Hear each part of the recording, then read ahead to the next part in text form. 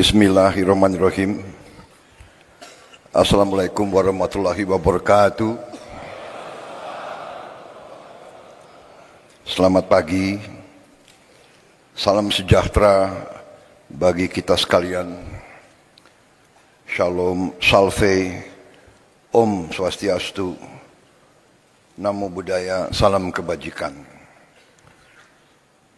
Yang saya hormati Wakil Presiden Republik Indonesia, Saudara Gibran Rakabuming Raka, Menteri Dalam Negeri, sebagai penyelenggara kegiatan, Jenderal Polisi Purnawirawan Muhammad Tito Karnavian, para Menteri Koordinator, para Menteri, Kepala Badan, Jaksa Agung, Kapolri, Panglima TNI, Kepala BIN, para penasihat khusus Presiden, Ketua Dewan Ekonomi Nasional, Ketua KPK, para Wakil Menteri, Wakil Kepala Badan, dan seluruh anggota Kabinet Merah Putih yang hadir. Yang saya hormati dan saya banggakan, seluruh kepala daerah setanah air yang hadir, para gubernur, para wakil gubernur, para bupati, para wakil bupati, para wali kota, para wakil wali kota, dari seluruh penjuru tanah air yang hadir pada siang hari ini. Para pimpinan DPRD tingkat provinsi, pimpinan DPRD tingkat kabupaten dan kota,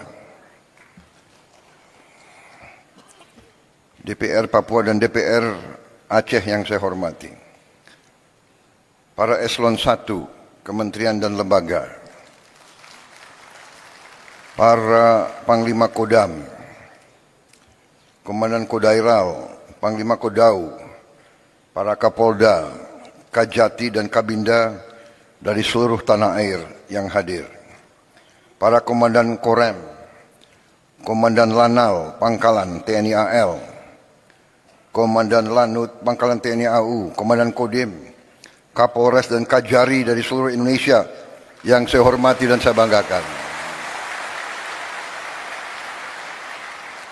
Para Kepala Badan Pusat Statistik tingkat provinsi dan kabupaten kota yang saya hormati dan sebagainya. Yang saya hormati seluruh pimpinan instansi tingkat provinsi dan kabupaten kota, para hadirin undangan serta rekan-rekan pers dan media yang hadir.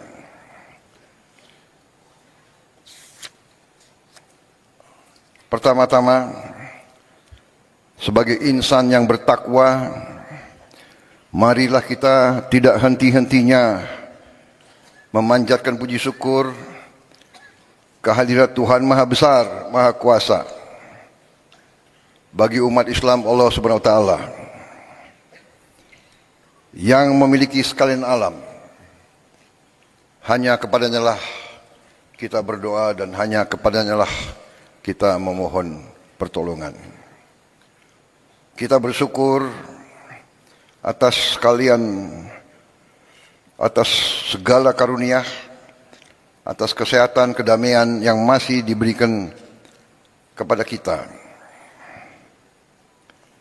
Selagi kita terus berdoa agar saudara-saudara kita yang terkena musibah di beberapa daerah seluruh Indonesia diberi pertolongan, diberi kebaikan secepat mungkin. Adalah kehormatan dan kebanggaan bagi saya untuk bisa hadir dalam acara istimewa ini, bertemu dengan saudara-saudara semuanya dari seluruh penjuru tanah air. Dalam kesempatan ini, saya menyampaikan penghargaan yang setinggi-tingginya kepada Menteri Dalam Negeri yang menyelenggarakan acara yang tertib seperti ini.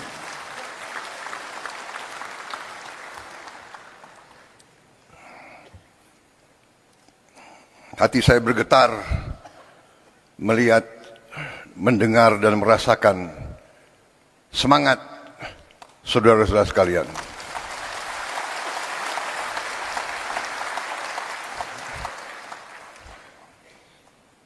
Kalau semangat saudara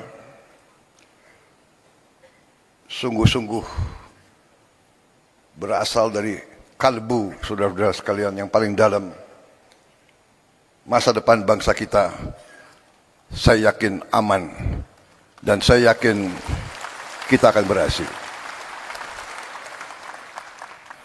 Saudara-saudara, banyak yang selalu menilai, banyak dari luar bangsa kita yang mengatakan bangsa Indonesia adalah bangsa yang tidak mungkin. Indonesia is an impossible nation. An impossible nation. How can so many ethnic groups, so many races, religions be united? Mereka tidak bisa membayangkan bagaimana negara yang sekian banyak suku bangsa, kelompok etnis, sekian ras, sekian agama besar, ratusan bahasa, bisa berkumpul, bisa bersatu, bisa mengejar cita-cita dalam suatu kerangka negara kesatuan. Mereka tidak bisa bayangkan.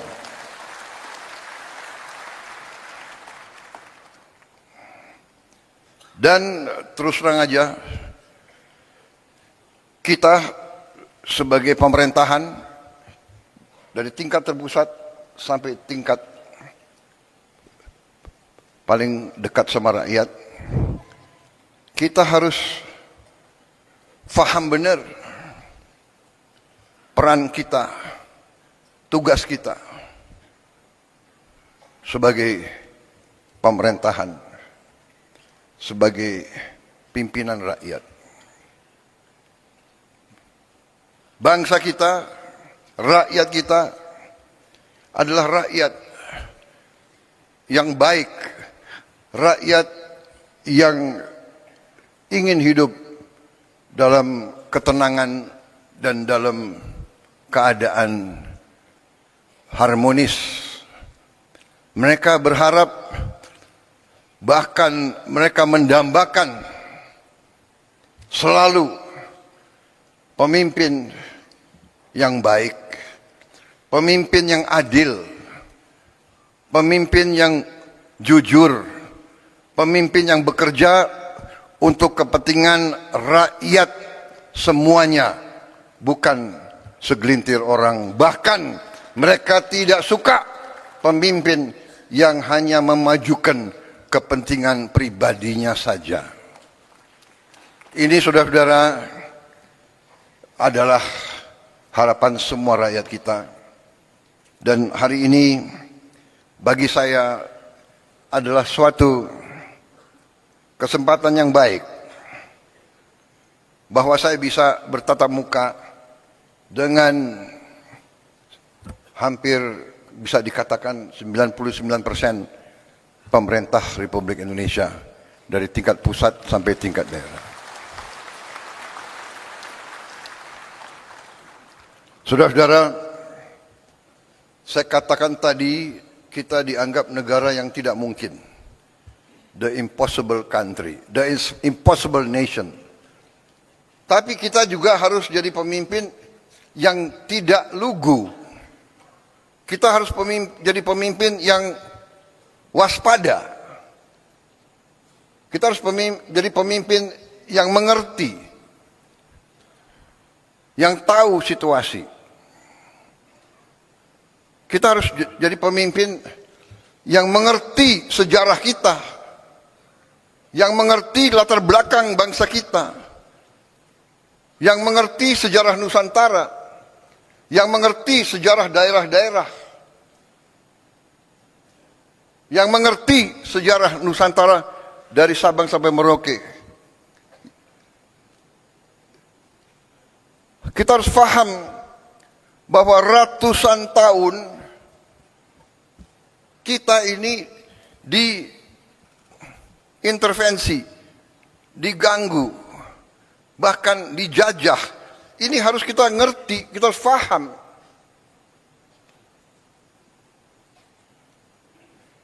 Mereka yang melupakan sejarah akan dihukum oleh sejarah. Mereka yang melupakan sejarah akan terbelit dalam kesalahan-kesalahan yang dilakukan di masa lalu. Kenapa saya mengatakan itu, saudara-saudara?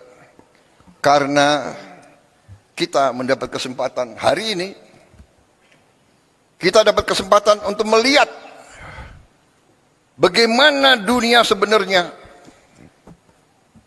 Kita melihat sekarang negara-negara besar yang mengajarkan kita untuk demokrasi, untuk hak asasi manusia, untuk the rule of law, untuk menjaga lingkungan hidup. Merekalah yang melanggar apa yang mereka ajarkan.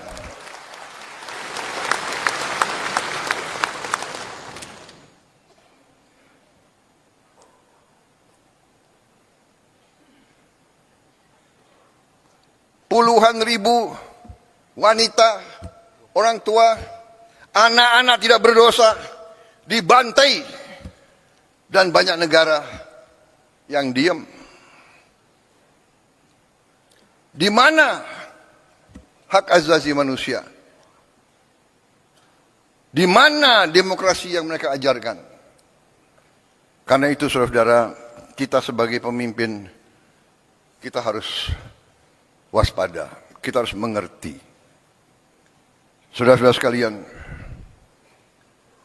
perjuangan bangsa yang puncaknya ada dalam proklamasi 17 Agustus 1945 dan dalam penyerahan kedaulatan kepada kita yang kita rebut dengan darah, dengan keringat, dan dengan air mata. Kita rebut melalui perjuangan ratusan tahun di semua daerah. Negara ini yang sekarang, saudara-saudara, yang sekarang ada dalam kendali kita, dibangun atas pengorbanan rakyat yang sangat besar. Karena itulah kita tidak boleh lupa bahwa adanya kita adalah untuk berbakti, mengabdi kepada rakyat kita. Ini hal yang selalu mudah kita ucapkan, tapi harus kita buktikan. Saudara-saudara, karena itu saya ingin dalam taklimat saya menyampaikan beberapa hal. Yang pertama, saudara-saudara, bahwa karena sejarah kita, ya, karena kita pernah dijajah, karena kita pernah mengalami pemerintahan penjajah yang imperialis dan rasialis, bahwa kita, rakyat kita, Pribumi kita pernah dianggap lebih rendah dari anjing. Anak-anak muda sekarang tidak merasakan. Saya masih melihat prasasti-prasasti. Yang saya lihat satu prasasti tahun 76. Saya ulangi, tahun 78. Tahun 78, 28 tahun setelah kedaulatan kemerdekaan masih ada prasasti di kolam renang Manggarai waktu itu. Sayang mungkin dibongkar. Kadang-kadang kita tidak menghormati sejarah kita. Situs-situs bersejarah dibongkar.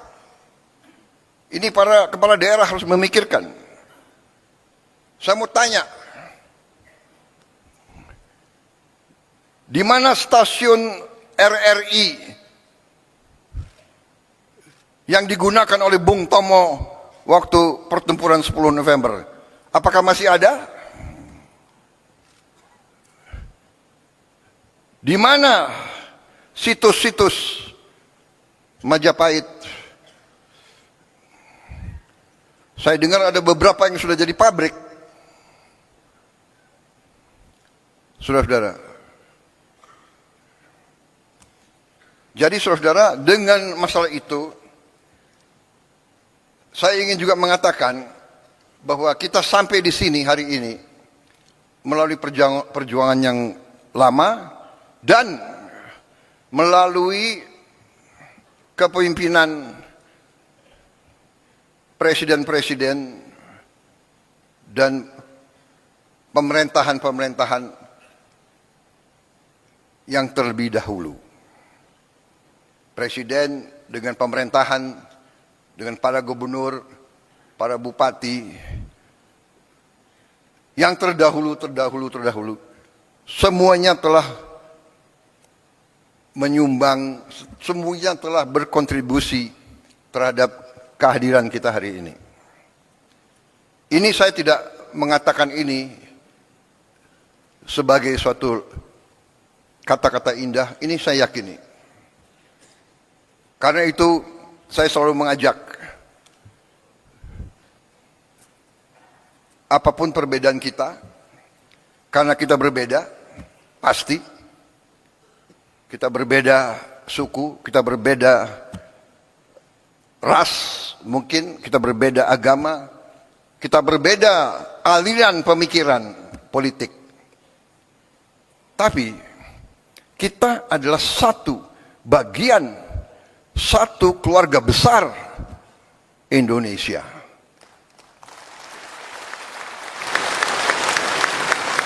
Dan kita bersyukur,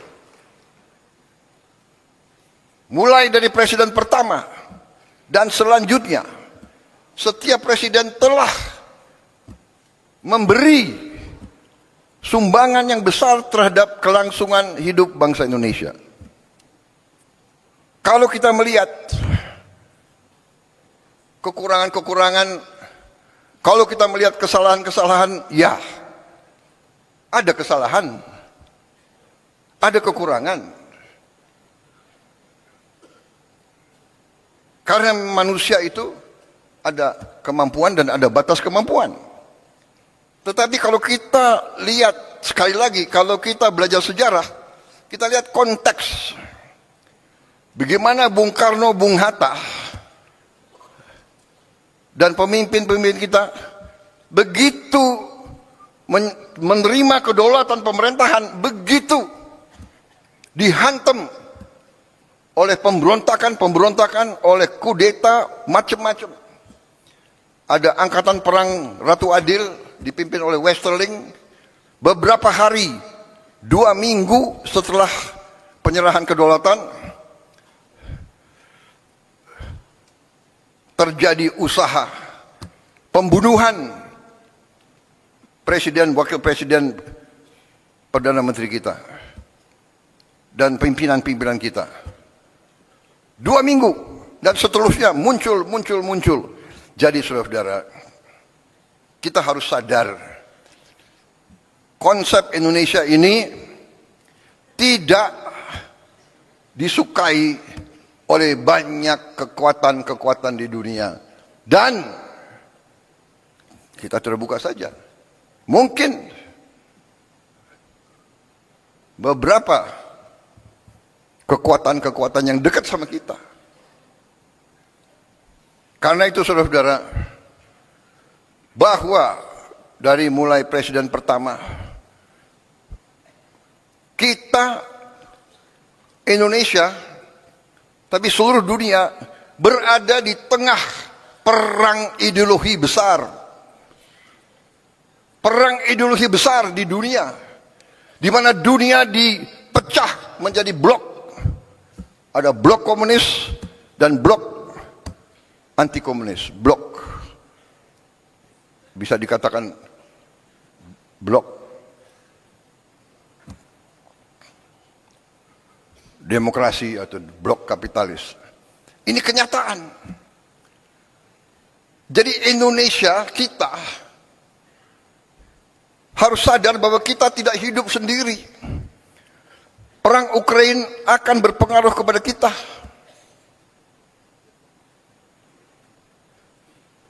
Peristiwa di Gaza berpengaruh kepada kita. Saudara-saudara. Jadi saudara-saudara, ini yang saya ingin sampaikan ke seluruh barisan pemerintahan. Marilah kita waspada. Marilah kita mengerti tantangan-tantangan yang ada di dunia ini. Saudara-saudara, saya baru pulang dari Eropa. Saya ketemu tokoh-tokoh dunia. Saya hadir di Davos. Puluhan kepala negara hadir. Hampir semua merisaukan pecahnya perang dunia ketiga. Kita di sini menghadapi tantangan, ya, perubahan iklim mengakibatkan kita menerima banyak bencana dan sebagainya. Tapi sekarang di tingkat dunia mengkhawatirkan akan terjadi perang dunia ketiga. Saudara-saudara, ada simulasi. Kalau terjadi perang dunia ketiga, nuklir, kita yang tidak terlibat saja pasti kena. Kita akan kena partikel-partikel radioaktif. Mungkin ikan-ikan kita nanti akan terkontaminasi semua. Akan terjadi nuclear winter. Karena debunya akan menutup matahari.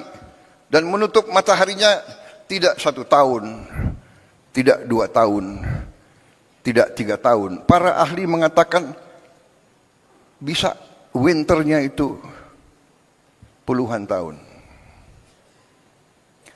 Ini yang dibicarakan di dunia. Karena itu saya jalankan sebagai mandataris, meneruskan warisan pendiri-pendiri bangsa kita.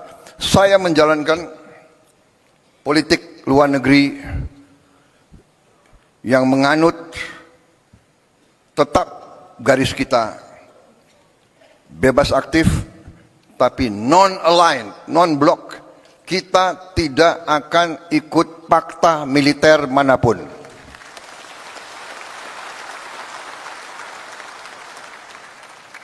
Saya katakan filosofi luar negeri saya adalah 1000 kawan terlalu sedikit, 1 lawan terlalu banyak.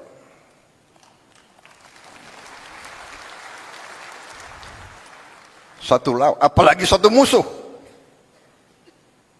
Itu garis kita. Tapi kita mengerti semua Ya, kita mengerti semua. Kalau kita sungguh-sungguh mau non-blok, kalau kita sungguh-sungguh mau tidak terlibat dalam fakta, kalau kita sungguh-sungguh mau bersahabat sama semua, berarti kita sendiri. Kalau kita diancam, kalau kita diserang, tidak akan ada yang bantu kita, saudara-saudara. Percaya sama saya, nobody is going to help us.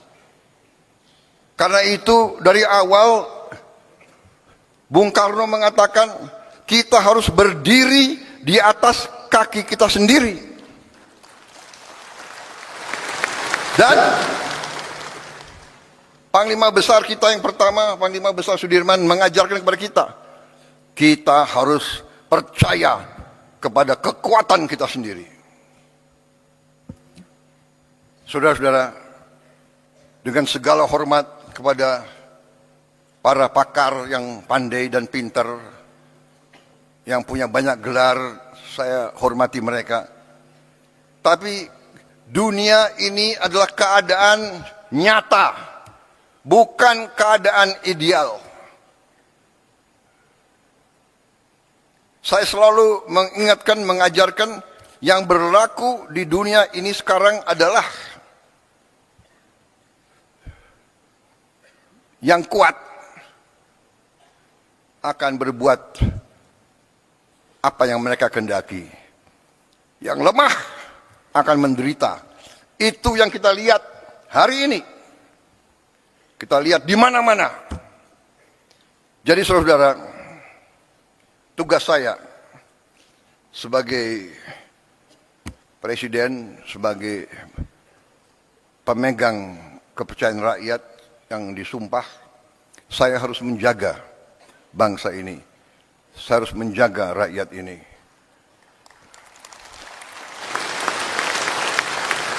Kadang-kadang gampang untuk kita bilang, gampang kita ngomong. Tapi kadang-kadang tidak gampang untuk dilaksanakan. Kadang-kadang hati kita bergejolak. Tapi kita harus senyum. Karena kita sudah memilih akan baik sama semua. Untuk melindungi rakyat kita. Kita tidak bisa emosional. Kita tidak bisa terlalu idealis. Karena yang berlaku adalah dunia nyata, saudara-saudara. Karena kita tidak mau perang, kita harus siap untuk perang. Kita tidak niat mengancam siapa, tapi selalu mereka ganggu kita. Kenapa, saudara-saudara? Karena Indonesia, Nusantara kita, semua pulau-pulau kita adalah kaya dengan sumber daya alam yang luar biasa. Karena inilah negara-negara Eropa ratusan tahun ke kita. Negara-negara di utara ke kita. Mereka ke kita ratusan tahun. Belanda, Portugis, Spanyol, Prancis, Inggris, Jepang, Mongol. Mereka ke sini bukan untuk wisata.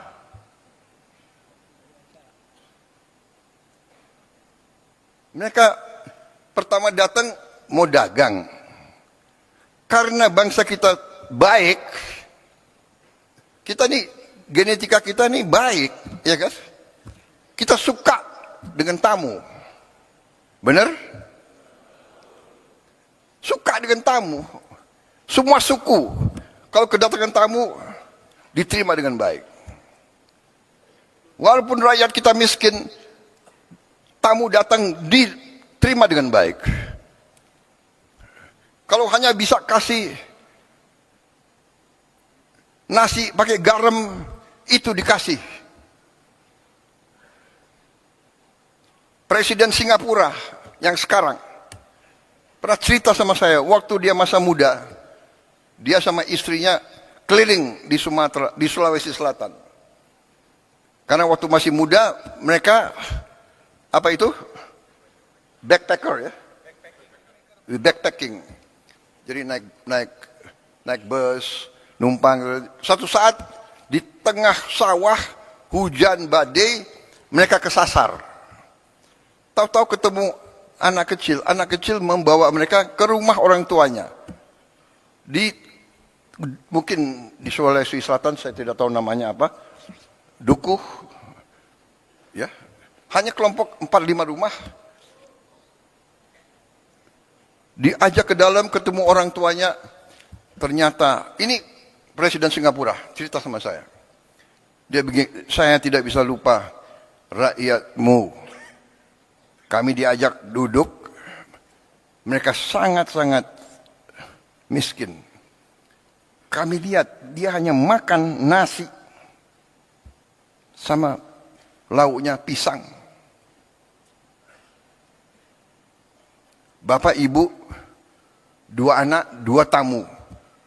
Satu apa itu? Satu tampang beras, nasi, dengan pisang. Itu dibagi ke tamu dulu. Ini sifat bangsa kita. Saya mengalami sebagai perwira muda, prajurit muda, rakyat kita di mana-mana keluar memberi sesuatu yang bagi mereka sangat susah. Ini cerita Presiden Singapura 30 tahun yang lalu. Sekarang rakyat kita masih banyak yang hanya makan nasi, mungkin dengan daun singkong, mungkin hanya dengan garam. Saudara-saudara sekalian, karena itu kita hormati semua pendahulu, tapi kita harus faham bahwa kita masih menghadapi kesulitan. Kita masih menghadapi tantangan. Kita masih menghadapi kekurangan. Kita tahu bahwa rakyat kita masih banyak yang mengalami kesulitan hidup. Sekarang para ahli ekonomi, ya, ada istilah desil 1, desil 2, desil 3, desil 4 dan sebagainya. Dan kita ini kadang-kadang takut bicara apa adanya. Nggak mau kita mengakui. Kita nggak mau bilang miskin, nggak enak. Prasejahtera.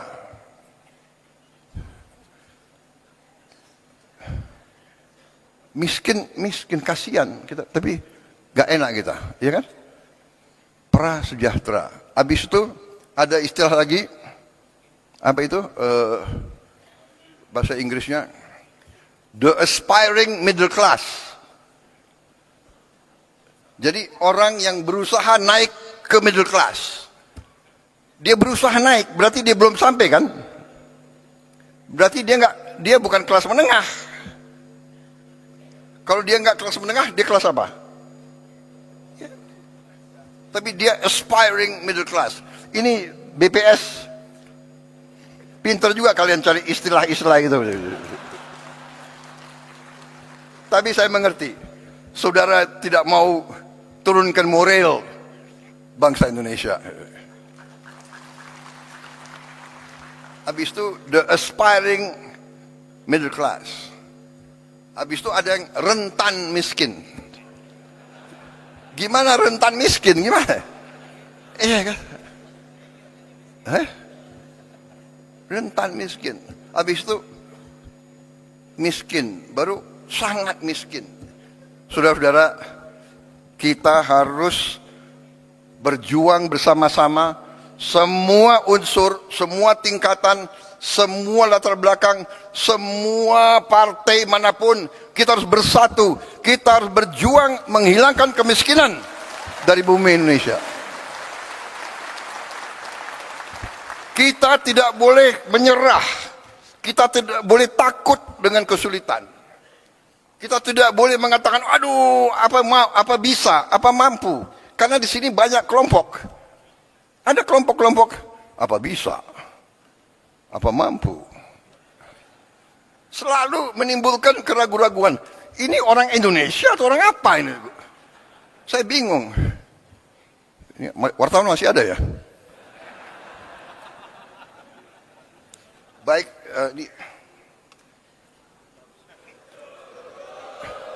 enggak, ini baru pembukaan.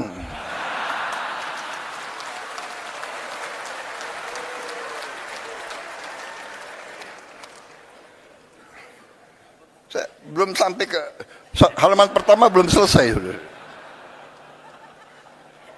Jadi saudara, ya, kita tidak boleh menyerah sebelum bertanding. Kemiskinan terlalu banyak.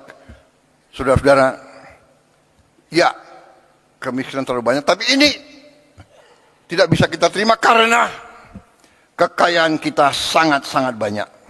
Sangat-sangat banyak. Tapi, terus terang aja, kita harus berani mengakui bahwa unsur pimpinan di semua tingkat, unsur elit. Apa arti elit? Elit itu ya pemimpin, elit ya di atas. Ada elit akademis, para profesor, elit politik, para pemimpin politik, elit tentara polisi, para pimpinan tentara polisi, elit yudikatif, elit ya pemimpin. Kita harus akui bahwa elit Indonesia masih kurang dalam tugasnya menjaga dan mengelola kekayaan bangsa Indonesia. Dan ini sekarang saya gugah kita semua. Saya gugah, mari kita semua sebagai pemimpin, mari kita sekarang membulatkan tekad kita, membenahi diri kita dan unsur kita dan lingkungan kita dan lingkaran kita. Mari kita bertekad untuk menyelamatkan, menjaga dan mengelola kekayaan alam kita untuk sebesar-besarnya kepentingan rakyat kita. Saya menggugah, saya mengajak, mari saudara-saudara kita bersatu. Tidak ada urusan saudara berasal dari partai mana. Jangan kita terlibat dalam apa itu? Dalam sekat-sekat yang timbul karena sejarah. Kita belajar dari sejarah. Segala pertikaian, segala permusuhan, segala kesalahan, mari kita tanam dalam-dalam. Kita bisa bicara, kita bisa ribut terus. Kita bisa ribut terus. 200 tahun yang lalu, kakek dari kakekmu, atau apa itu, buyut dari buyutmu, waktu itu mencuri sapi saya, sapi buyut saya. Mau diteruskan permusuhan itu. Perang 200-300 tahun mau kita teruskan. Saudara-saudara, tidak ada gunanya. Tidak ada gunanya karena dunia ini berkembang sangat cepat. Dunia ini berkembang sangat-sangat cepat. Saudara-saudara, nanti tahap kedua dari taklimat saya yang khusus intern, teman-teman wartawan kita persilakan makan siang di luar. Saya akan jelaskan cerita-cerita menarik. Intinya saudara-saudara sekarang, intinya saya dipilih, sekarang saya akan bekerja untuk seluruh rakyat Indonesia. Saya tidak akan tanya, ini gubernurnya partai mana ya? Dulu milih calon nomor 1, nomor 2, atau nomor 3. Saya nggak akan tanya. Buktinya, saya kalah di Sumatera Barat, benar? Tapi tetap MBG sampai ke Sumatera Barat. Tetap Koperasi Merah Putih. Tetap kita bangun, kita rehabilitasi Sumatera Barat. Saya juga kalah di Aceh kan? Tapi tetap kita bangun Aceh habis-habisan. Gak ada. Tidak boleh ada permusuhan, tidak boleh ada sakit hati. Kalah menang biasa, karena kita mengabdi untuk bangsa dan rakyat Indonesia.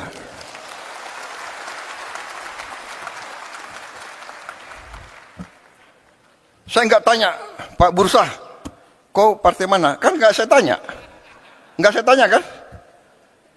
Tetap saya dukung beliau. Benar. Karena istrimu kan Gerindra. Tapi saya nggak tanya dia. Saya nggak tanya dia. Kebetulan istrinya Gerindra. Nggak ada urusan saya. Kalau Gerindra brengsek, Gerindra pun saya tangkap. Saudara-saudara. Ya? Jangan macam-macam. Nggak ada itu. Kita semua bergerak. Jadi persaingan, pertandingan ya pertandingan. Kalau ada pemilihan harus ada pemilihan.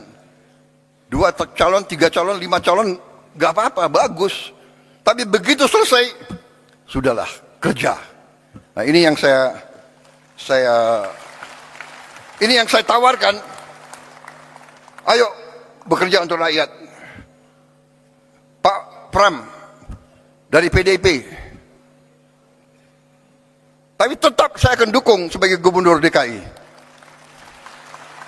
Karena tugas saya, kewajiban saya adalah seluruh rakyat Indonesia, termasuk rakyat DKI.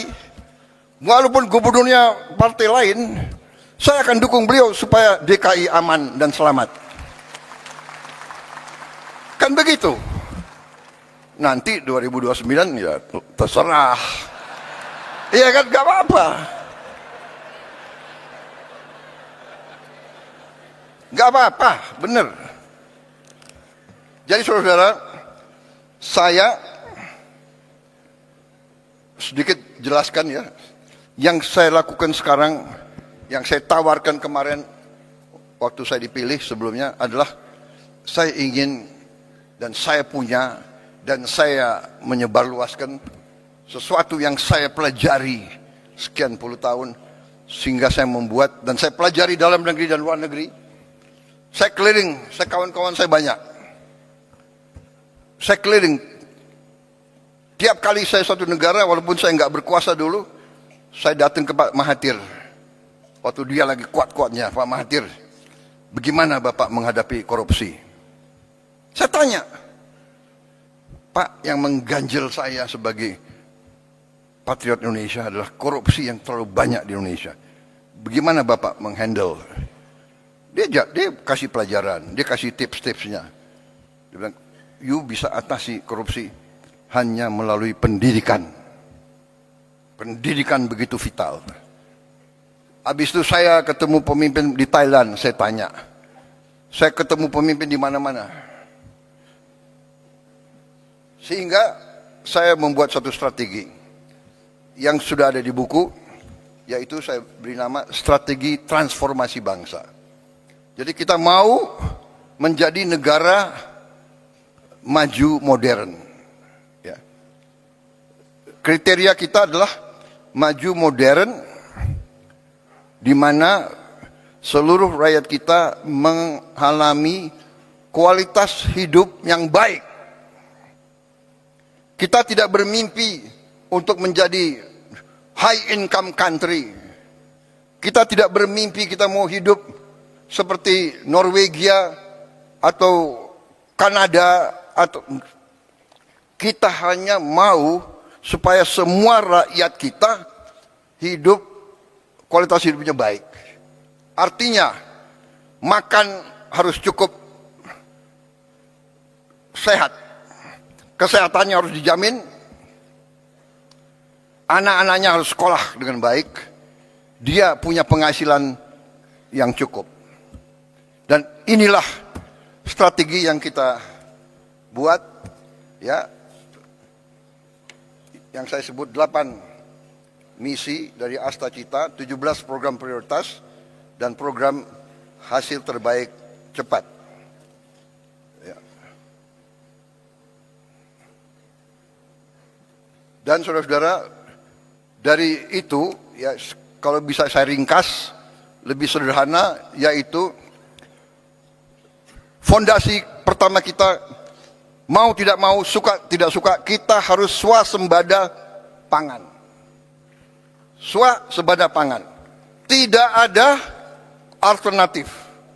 Kalau kita mau merdeka, kalau kita mau sejahtera, kita harus jamin produksi pangan.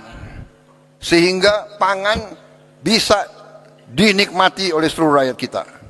Swasembada pangan adalah syarat, itu adalah pilar yang utama dari strategi yang saya tawarkan dan saya jalankan sekarang. Saya ajak saudara, ayo sama-sama sebagai patriot bangsa. Tapi kalau kau tidak mau ikut saya tetap jalan terus. Karena saya bertekad Indonesia harus mampu mencapai kemerdekaan yang sejati. Kemudian swasembada energi. Harus. Nanti ada kelompok, apa bisa? Bisa. Kita sudah hitung. Kita punya kelebihan-kelebihan luar biasa. Kenapa kelapa sawit bagi saya katakan itu miracle crop. It is a miracle crop. Ada kelompok nyinyir, kenapa kelapa sawit? Ya kan? Loh, Prabowo mau bikin kelapa sawit. Ya, untuk rakyat Indonesia. Karena kelapa sawit itu tidak hanya untuk minyak goreng. Saya ke dunia, keliling-keliling, hampir semua pemimpin negara minta ke saya, kami mohon Indonesia, tolong supply kelapa sawit, CPO. Saya ke Mesir, saya ke Pakistan, saya ke Rusia, saya ke Belarus, di mana-mana, tolong kelapa sawit, tolong. Artinya, it's a very strategic commodity. Karena dari kelapa sawit kita bisa punya puluhan derivatif.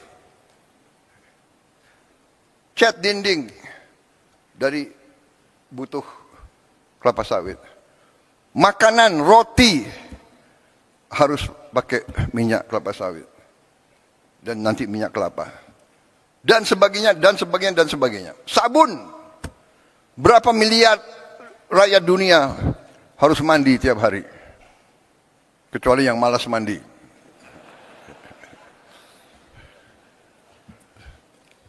Kadang-kadang pasukan komando mandinya sekali 2 minggu itu. Kalau di hutan nggak boleh mandi. Saudara-saudara, tapi yang lebih utama kelapa sawit, dari kelapa sawit kita bisa bikin solar.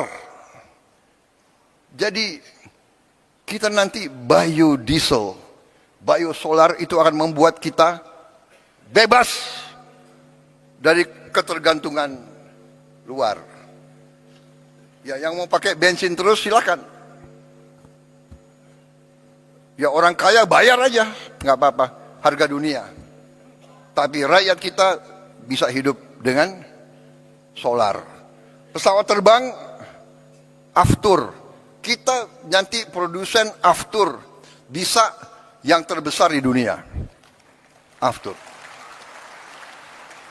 Bahkan saudara-saudara, limbahnya kelapa sawit, jelantah itu bahan untuk aftur.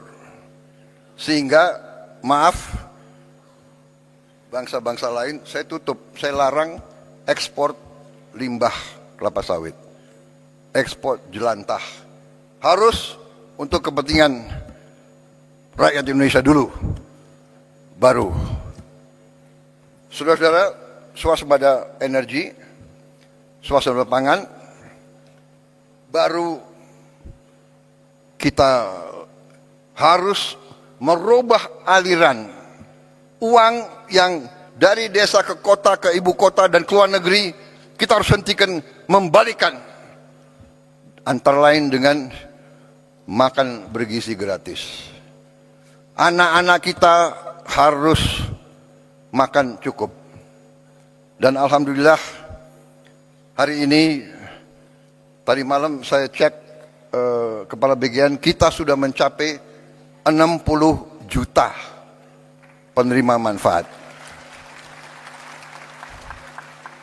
60 juta dalam 1 tahun. 1 tahun 4 bulan, 5 bulan. 60 juta. Tidak ada yang menduga kita mampu. Tidak ada yang menduga. Banyak bahkan orang-orang hebat meramalkan pasti gagal. Ya. Sekian ribu keracunan. Kita makan di restoran paling mahal aja di Jakarta ada yang keracunan. Kalau kita jumlahkan berapa ribu yang keracunan dibandingkan berapa miliar makanan yang sudah kita bagi, statistiknya adalah 0,008 atau 7. Artinya apa? Artinya 99,99 usaha MBG harus dinyatakan berhasil.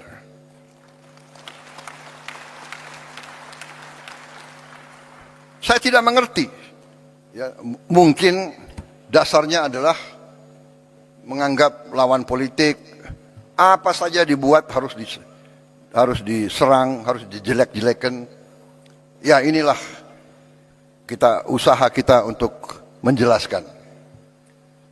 Tetapi saya hanya ingin beritahu saudara-saudara, saya baru 1 hari yang lalu, para ahli pakar dari White House sedang mempelajari MBG kita ini. Sedang mempelajari MBG kita sendiri. 3 bulan, 4 bulan yang lalu saya terima rombongan dari Rockefeller Institute. Datang ke saya. Dan dia mengatakan, makan bergizi gratis itu adalah investasi yang terbaik yang bisa dilakukan oleh suatu negara.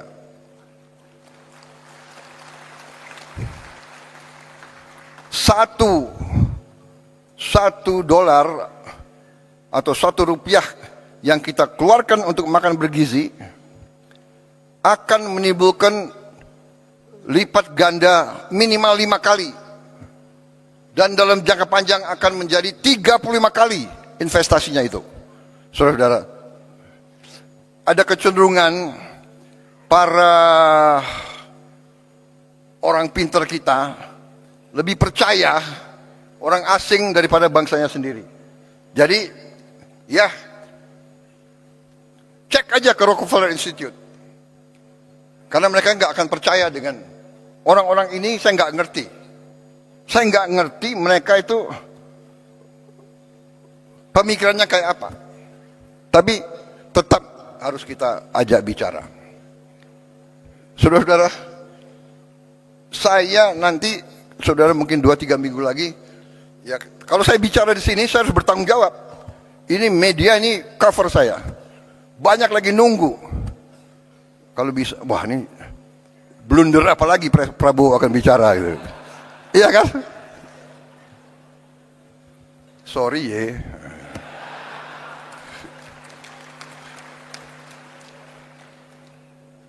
Saya kaget sendiri. Menteri Kesehatan, you boleh cek. Kan ini direkam. Secretary of Health dari Amerika Serikat, saya dapat berita, ingin jumpa dengan saya, ingin bertanya tentang MBG. Saudara-saudara. Dan MBG kita ini sudah sampai 60 juta hari ini. Kita akan mencapai 82 juta paling lambat Desember 2026. Paling lambat. Dengan kondisi sekarang saja, hari ini MBG telah ada dapur ya SPPG yang sudah operasional 22.275 dapur operasional. Dalam proses penilaian dan pengajuan 13.829. Dengan 22.000 saja sekarang kita sudah menciptakan lapangan kerja 1 juta. 22.000 kali 50 orang yang digaji tiap hari. Sudah kita ciptakan lapangan kerja 1 juta. Dan 22.000 dapur itu membutuhkan pemasok tomat, wortel, sayur, telur, ikan, ayam, daging, dan sebagainya. Di tiap desa, tiap dapur menimbulkan pemasok bisa sampai 10, bisa sampai 20 orang. Itu nanti di ujungnya kalau kita sampai 82 juta, kita akan menciptakan 3 sampai 5 juta lapangan kerja. Saudara-saudara,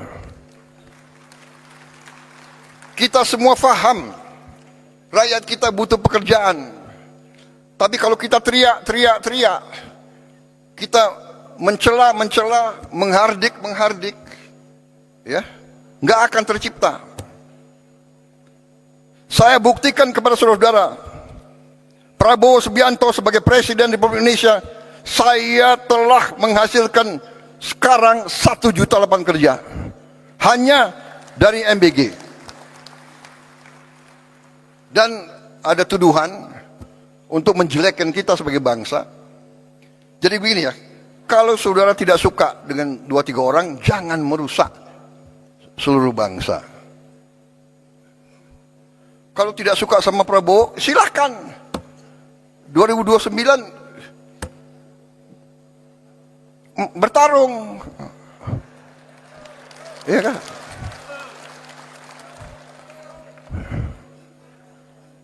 Sedikit-sedikit mau demo. Demo boleh. Tapi dia tidak berharap demo, dia berharap kerusuhan. Dan kerusuhan itu mencelakakan bangsa dan negara.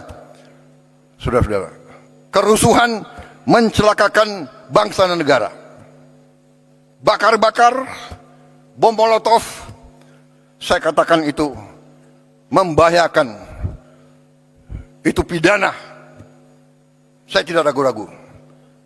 Kalau demo silakan, tapi mau bagaimana mau demo? Kamu 5.000 kali demo, tidak akan ada satu pabrik dibuka. Jadi kelompok-kelompok ini sadar atau tidak sadar, saya yakin mereka dikendalikan oleh kekuatan asing. Yakin saya dan saya punya bukti.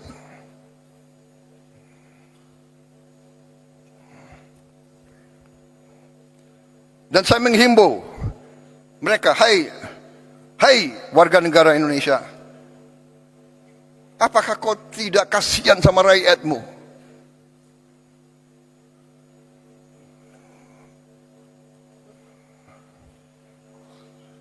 Saudara-saudara,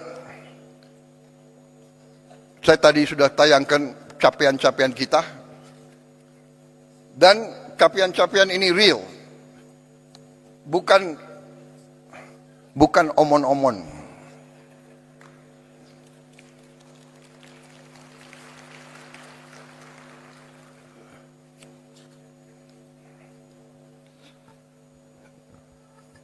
Kita telah bentuk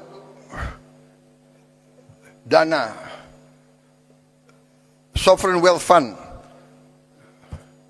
Saya telah menghimpun semua kekuatan milik negara dalam satu manajemen, satu pengelolaan yang nilainya adalah 1 triliun US dollar. Terus lengkapnya adalah 1040 miliar dolar aset under management. Saudara-saudara, tadinya terpecah-pecah dalam 1040 perusahaan. Bayangkan nggak? Siapa yang bisa manage 1000 perusahaan? Ini akal-akalan. Saya katakan, pimpinan-pimpinan BUMN yang dulu harus bertanggung jawab. Jangan enak-enak kau. Siap-siap kau dipanggil kejaksaan.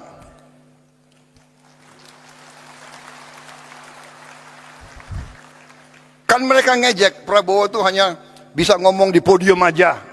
Oh ya? Ya tunggu aja panggilan. Lu jangan nantang gue lo.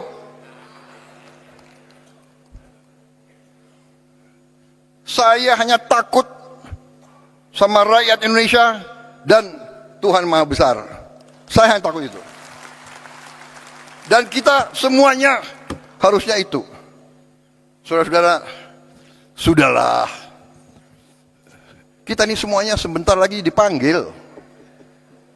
Benar. Dan kalau dipanggil tidak sesuai nomor urut. Tidak sesuai senioritas. Sorry ya, belum tentu aku duluan dipanggil. Bisa yang muda-muda di sana tuh, iya kan? Jadi lebih baik berbuat kebaikan, lebih baik membela rakyat, lebih mulia, saudara-saudara. Pasti nggak benar. Saudara-saudara, saya paling kasihan kalau saya lihat ada tokoh atau kawan atau siapa yang diborgel, ya kan? Pakai baju apa itu? Baju oranye ya, oranye kan? Pakai warna oranye, ya kan? Kasihan anak istrinya. Sekarang ini sudahlah, saudara-saudara, ya. Macam-macam ada, digital ada apa, susah sudah. Saudara-saudara, kita tadi saya sudah katakan kita sudah mencapai 60 juta penerima manfaat tiap hari. Ibu hamil kita antar makanan. Coba tanya di dunia ini. Saudara-saudara kita nih sekarang jadi role model. Kita mau dipelajari. Ibu hamil diantar makanan. Orang lansia, orang tua yang hidup sendiri diantar makanan. Kasih lihat, kasih tahu saya negara mana. Dan saudara mungkin ada yang percaya nggak? Tapi nanti saya juga kaget loh. Kok White House mempelajari makan bergizi kita ini? Saudara-saudara, kita sudah mencapai total makan yang kita produksi 3 miliar ya. 3,7 miliar. Kalau nanti 82 juta penerima manfaat, kita akan mencapai secara matematik minimal 17 miliar makan yang kita produksi. Saudara-saudara, 70 juta rakyat kita sudah dicek kesehatan gratis. Pertama kali dalam sejarah. Dan yang kita ketemukan hasilnya ya lumayan menantang. nanti beberapa bulan lagi akan kita wujudkan minimal 28.000 koperasi di tiap desa. Dan koperasi itu koperasi yang operasional, punya gudang, punya cold storage, dan akan punya 2 truk masing-masing koperasi. Tidak akan ada panen yang tidak terjual. Dulu menunggu siapa yang mau ambil. Tengkulaklah, perantaralah, sekarang tidak. Koperasi bisa ngirim sendiri hasil panennya. Kalau belum bisa dijual, dia simpan dalam gudang. Dia punya gudang sendiri. Dan kita akan bikin desa-desa nelayan dan proyek-proyek perikanan sehingga rakyat kita akan dapat ikan seger, protein yang harganya mungkin setengah dari daging. Tiap keluarga Indonesia harus makan lauk protein tiap hari. Itu cita-cita pemerintah Republik Indonesia. Itu cita-cita saya. Dan saudara bisa lihat hasil-hasil kita yang lain. 282.180 sekolah telah menerima interactive flat panel. Tahun ini sudah selesai. Hampir semua sekolah, termasuk yang terluar dan yang terpencil, yang tertinggal, sudah menerima. Di pulau-pulau terpencil, di gunung-gunung tertinggi, mereka sudah punya panel interaktif. Kemarin di Aceh dan di beberapa bagian ada yang rusak karena banjir, kita akan ganti segera. Tahun ini kita akan lengkapi, kita harap ini cukup untuk 1 kelas tiap sekolah. Tahun ini saya tujuannya adalah tiap sekolah minimal dapat 2 lagi, minimal. Sehingga nanti dapat 3 kelas. 3 ruang kelas. Mudah-mudahan 4 ruang kelas. Akhir 2008-2009, setiap ruang kelas di seluruh Indonesia akan punya interaktif digital panel. Artinya apa? Kita bisa mengajar dari Jakarta. Sekolah-sekolah yang gurunya kurang, yang guru matematiknya kurang, guru bahasa Inggris kurang, guru fisika, guru biologi, kita bisa menerima pengajaran dari pusat interaktif. Saya sebetulnya nanti ujungnya saya bisa lihat ruang kelas gurunya ada atau tidak.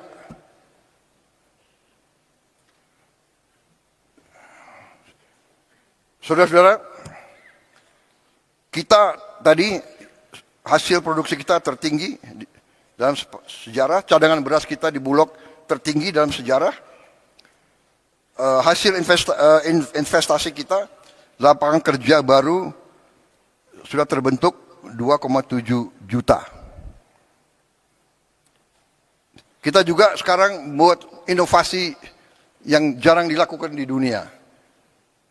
Anak-anak dari kelompok yang paling tidak mampu, kita sekolahkan dalam sekolah berasrama.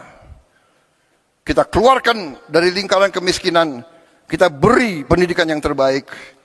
Anak-anak yang tidak mungkin sekolah, kita sekolah, dan kita akan terus. Tidak boleh ada anak di jalanan yang tidak sekolah. Kita akan ambil semua. Saudara-saudara sekalian,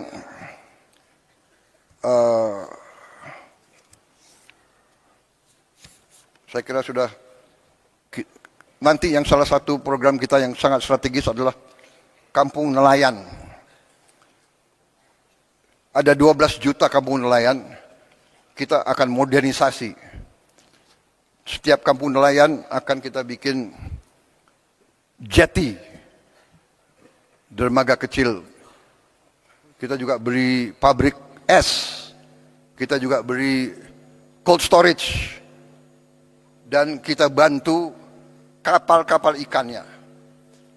Kapal ikan yang 5 GT, beberapa, nanti kapal ikan yang lebih besar, 30 GT, kita harap tiap desa akan dapat satu. Artinya apa?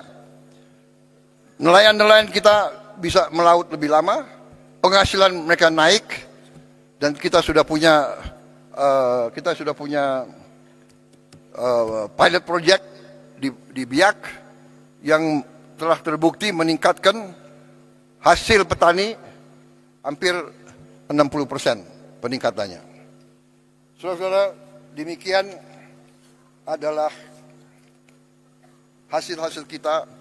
Baru sekelumit, masih banyak lagi hasil kita, tapi itu highlight ya. Kita telah berbuat banyak. Yang paling strategis nanti saya kira adalah Danantara. Sekarang kita tidak ke luar negeri minta-minta investasi. Kita mengajak. Dan kita punya kemampuan sekarang. Jadi tadi saya sampaikan pokok-pokok yang harus kita mulai, kita laksanakan adalah hilirisasi. Hilirisasi tahun ini ada 18 proyek hilirisasi prioritas 2026. Industri smelter aluminium, industri stainless steel slab, industri oleoresin, industri ikan file tilapia, modul surya terintegrasi, industri gasifikasi batubara, industri copper rod, wire and tube, industri oleo food, kelapa sawit, industri karaginan, rumput laut, industri bioaftur dari jelantah, industri aspal, industri besi baja, industri nata de coco, MCT, dan tepung kelapa. Dari kelapa, kita akan bangun kilang minyak. Masa minyak kita kirim keluar ke kilang minyak, habis itu kita import lagi, ya kan? Industri mangan sulfat, industri chemical grade alumina, industri klor alkali plant, oil storage tanks. 18 proyek ini akan ciptakan 276.000 lapangan kerja berkualitas dengan investasi rupiah 618 triliun. Ini tahun ini akan kita mulai. Tapi sebelum itu, saya ingin sampaikan kepada para kepala daerah bahwa masalah bangsa ini sekarang adalah juga yang sangat krusial adalah masalah sampah.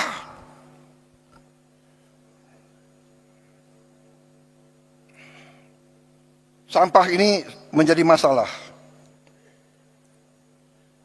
Diproyeksi hampir semua TPA sampah akan mengalami overcapacity pada tahun 2028, bahkan lebih cepat. Untuk itu, tahun ini kita akan buka 34 proyek pembangunan waste to energy di 34 kota. Ini saya minta groundbreaking berapa bulan ini dilaksanakan. Ini kita perkirakan 2 tahun lagi sudah berfungsi. Ini investasi cukup besar, totalnya itu hampir $3,5 miliar untuk 34 titik itu. Tetapi setelah saya lihat di beberapa kabupaten, saya yakin bahwa kota-kota kabupaten sudah juga mulai harus ada. Dan ini sudah ada inisiatif beberapa bupati, improvisasi, ini sedang kita pelajari, mungkin bisa saling menukar pengalaman.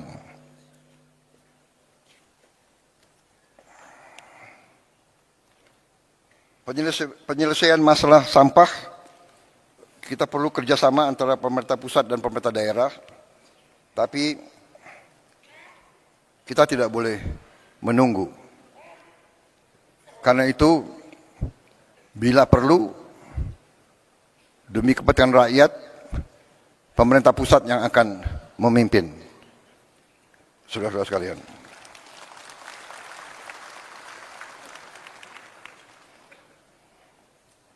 Saudara-saudara sekalian, saya ingin sekarang membahas masalah juga yang penting.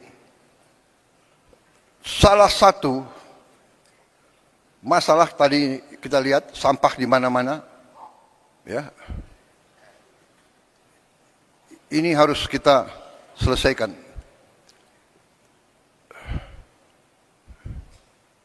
Ini tidak bisa dengan caci maki, teriak-teriak, mengejek, ya kan?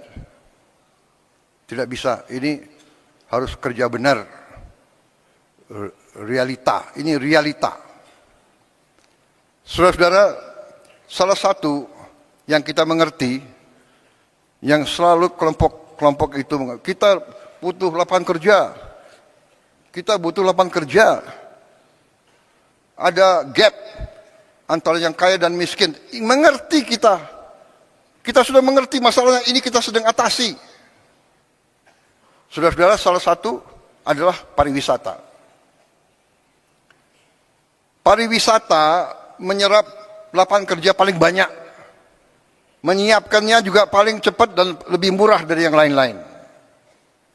Tapi saya menggugah saudara-saudara sekalian. Pariwisata, apakah turis mau datang melihat sampah? Indonesia indah, dia mau datang lihat kumuh. Dia mau ke Bali, pantai Bali kotor. Saya di Korea ketemu tokoh-tokoh di Korea, menteri-menteri, jenderal-jenderal. Kadang-kadang ya tentara dimanapun, dia nggak pakai basa-basi, bicaranya apa adanya. Dia ngomong ke saya, dia bilang, Your Excellency, I just came from Bali. Oh, Bali so dirty now. Bali not nice. Wah, tapi saya terima itu sebagai koreksi. Ya. Ini kita harus atasi bersama. Ini kalau nggak salah, sorry.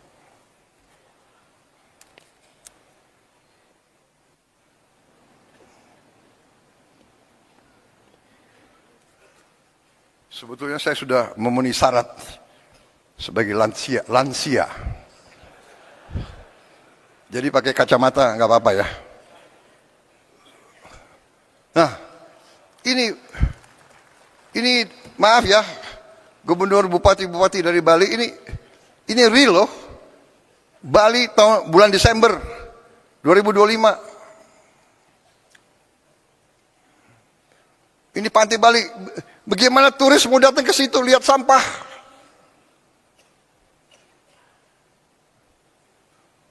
Gubernur, bupati, SMA, SMP, SD di bawah kendali saudara. Apa susahnya sih? Entah hari Sabtu, hari Jumat, semua anak sekolah kumpul di pantai ini. Ini pantai kita, ini halaman kita. Ayo kita bersihkan rame-rame, korve.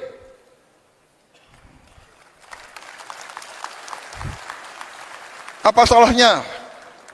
Kalau bupati dan gubernur tidak bisa saya perintah, Dandim, Danrem, saya perintahkan kau, ya, gerakan anak buahmu, korve, tiap hari atau tiap berapa hari, korve. Kepolisian, gerakan korve.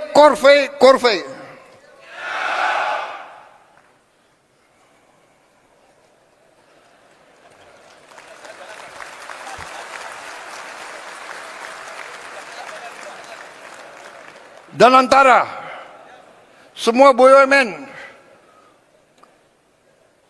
ribuan anak buahnya korve.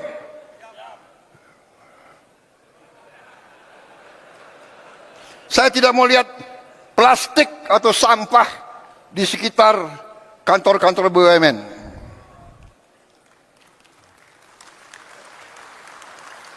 Semua menteri KL sebelum masuk kantor minimal setengah jam bersihkan lingkunganmu.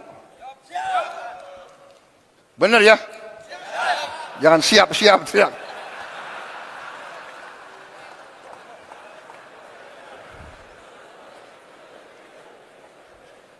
Minimal setengah jam pagi-pagi sebelum masuk kantor.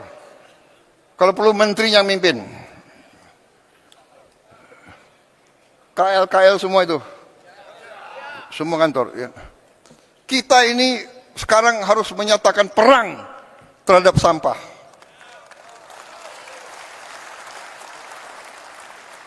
Bagaimana Bupati, Wali Kota? Ini untuk rakyat kita. Sampah itu bencana, sampah itu penyakit. Kita akan berbuat, kita akan dukung, saudara-saudara. Ya.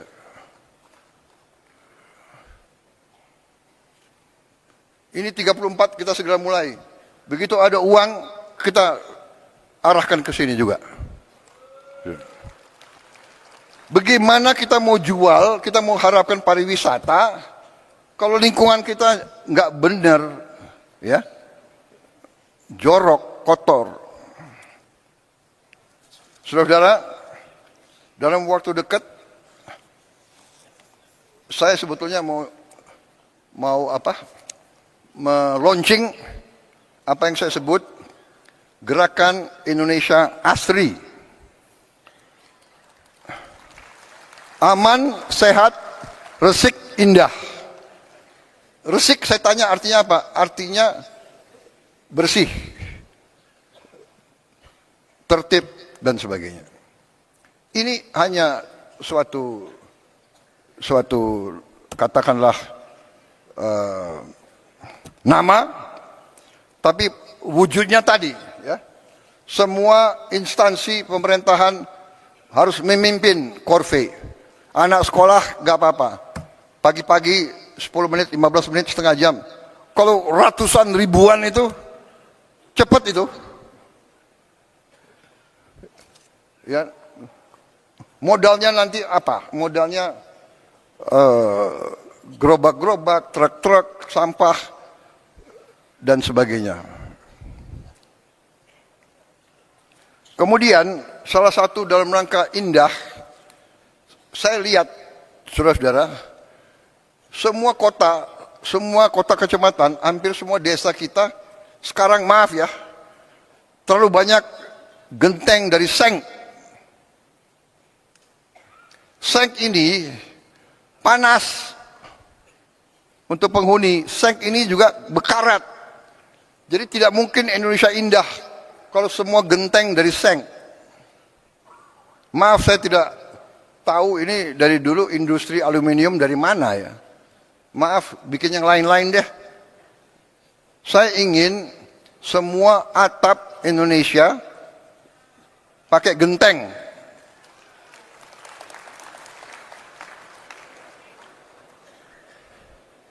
Ya. Jadi nanti ini gerakannya adalah proyeknya adalah proyek gentengisasi seluruh Indonesia. Alat-alat genteng itu, alat pabrik genteng itu tidak mahal. Jadi nanti koperasi merah putih akan kita lengkapi dengan pabrik genteng. Genteng itu bahan bakunya dari tanah dan dengan dicampur dengan beberapa zat limbah lainnya bisa ringan dan kuat. Saya dapat laporan dari profesor-profesor kita bahwa limbah dari batu bara ya, ash itu dari batu bara ya, itu dicampur dengan tanah, bahan genteng yang baik. Jadi saudara-saudara, kita akan bantu saudara Ya, nah itu sebelum gentengisasi, sesudah gentengisasi.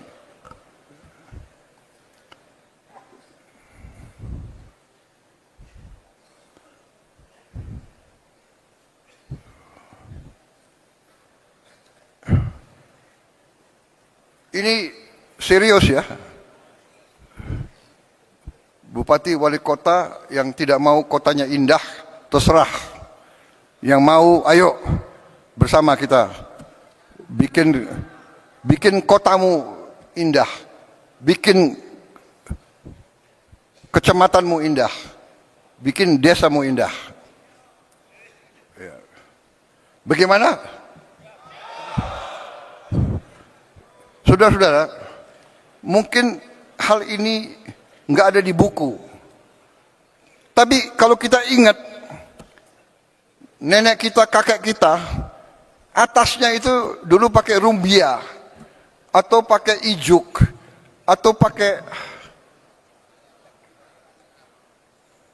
sirap. Benar kan?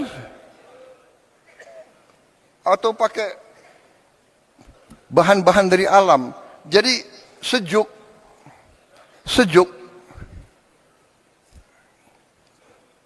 Dulu desa ibu saya di Minahasa itu pakai rumbia semua, sejuk. Sekarang seng. Jadi saudara-saudara, saya mengajak, ini sangat penting. Turis dari luar untuk apa didatang melihat seng berkarat? Karat itu lambang degenerasi.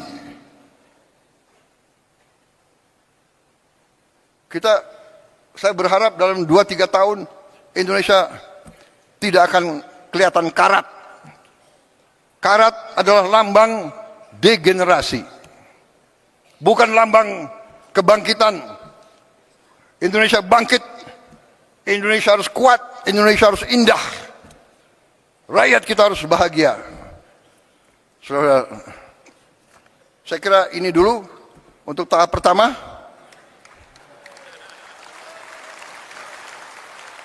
Waktu mungkin untuk Isoma, ya. Nanti kembali saya kasih beberapa pengarahan yang mungkin khusus untuk para pemerintah saja. Terima kasih. Untuk sementara saya break dulu. Saya sudah bicara tadi berapa lama ya? 2 jam ya? Ya, tahap yang kedua ini tidak akan 2 jam. Mudah-mudahan. Saya berusaha 1 jam lagi ya. Tapi sekarang kita break, Isoma. Kita bisa istirahat sebentar, nanti kita kembali lagi. Mendagri yang atur ya. Mendagri kemana nih?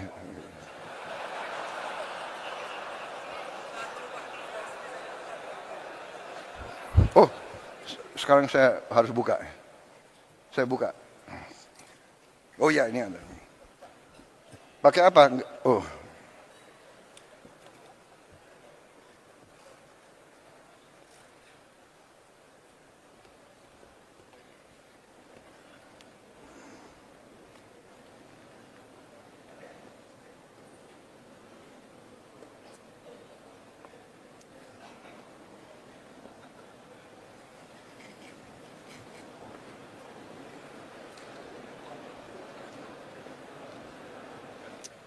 Ya, oke. Sebentar lagi saya akan resmi buka. Tapi, oh ya ini juga dalam rangka Indonesia Asri, ya terus terang aja saya minta kepada pemerintah, ya, tolong tertibkan iklan-iklan, spanduk-spanduk terlalu banyak. Kalau saya ke Balikpapan dan saya ke Banjarmasin, hampir nggak berbeda. Spanduk. Kalau saya naik ke Hambalang, spanduk. Ayam goreng pesen satu, dapat satu free. Kenapa harus besar-besar sih? Turis datang nggak mau lihat spanduk. Bogor itu dulu kota paling indah. Kota paling indah. Bung Karno lebih senang di Bogor daripada Jakarta. Dari dulu aku pingin tinggal di Bogor. Akhirnya jadi presiden ya tinggal di Bogor. Saudara-saudara, terlalu banyak spanduk, baliho, iklan. Tolong ditertibkan. Ajak bicara pengusaha, Kadin, HIPMI, ya kan? Asosiasi pengusaha, bicara sama mereka. You bikinlah iklan, jangan terlalu, ya kan? Orang ke Bali, lihat, aduh. Orang ke Bali, ingin lihat Bali. Dia tidak ingin lihat Kentucky Fried Chicken, besar-besar. McDonald's, ya kan? Jalan-jalan protokol ditertibkanlah, ya kan? Ajak bicara baik-baik. Kalau kau mau buka bengkel apa, bukalah bengkel tapi depannya ya sopan gitu ya. Ini untuk kita semua. Kabel-kabel listrik seliwan, ya.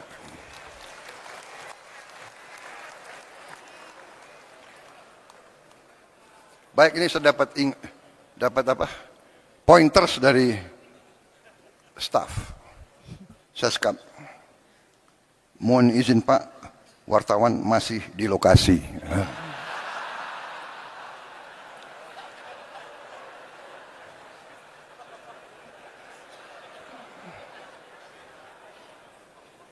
Supaya saya nggak bicara macam-macam lah gitu. Kalau bicara Indonesia harus asri, boleh kan? Baik, terima kasih. Kita break dengan mengucap Bismillahirrahmanirrahim. Pada pagi hari ini, Senin 2 Februari 2026, saya Prabowo Subianto, Presiden Republik Indonesia, dengan ini secara resmi saya nyatakan Rapat Koordinasi Nasional Pemerintah Pusat dan Daerah tahun 2026 secara resmi dibuka.